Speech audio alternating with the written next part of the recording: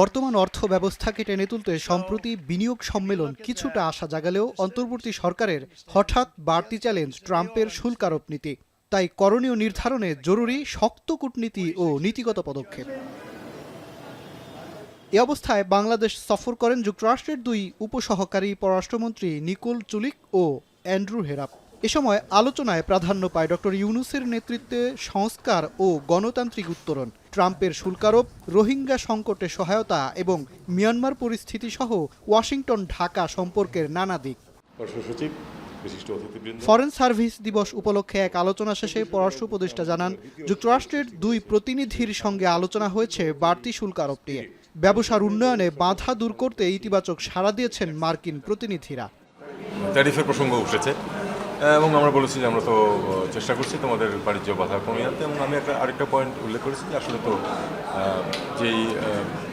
যেই দুই পক্ষের মধ্যে তফাৎটা যতটা বলা হয় অতটা তো আসলে না, কারণ সার্ভিসেস সেক্টরে তো আমরা প্রচুর আমদানি করি তোমাদের এখানে।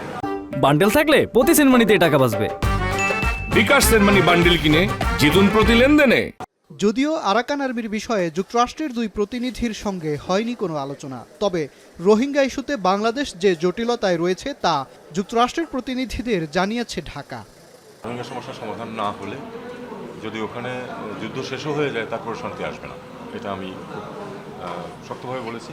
এবং বলেছি যে এখন আমরা একটা নতুন বাস্তবতায় আছি, সত্যিকার অর্থে আমরা একজন নতুন প্রতিবেশী মুখোমুখি, যারা আবার নন স্টেট অ্যাক্টর, তাদের সাথে আমরা না পারছি ওপেনলি স্বাভাবিকভাবে আলোচনা করতে, না পারছি তাদেরকে ইগনোর করতে। ফরেন সার্ভিস দিবসের আলোচনায় পররাষ্ট্র উপদেষ্টা বলেন, বহির্বিশ্বের যে কোনো পরিস্থিতি কাটিয়ে উঠতে বাংলাদেশের কূটনৈতিক সক্ষমতা আরও বাড়াতে কাজ করছে সরকার। প্রবাসীরা বিদেশে গিয়ে যেসব সমস্যার সম্মুখীন হন তার ৮০% বাংলাদেশ থেকেই তৈরি হয় বলে জানান উপদেষ্টা।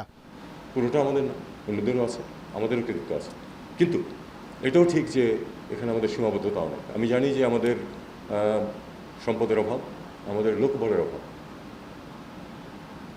২০ লাখ থেকে ১ কোটিতে উঠেছে আমাদের এক্সপেক্টেড। আমাদের লোকবল আমরা কতটুকু বাড়াতে পেরেছি আমাদের মিশনগুলোতে। এদিকে সম্প্রতি মুর্শিদাবাদের দাঙ্গার ঘটনায় বাংলাদেশকে জড়ানোর প্রতিবাদও জানিয়েছে ঢাকা।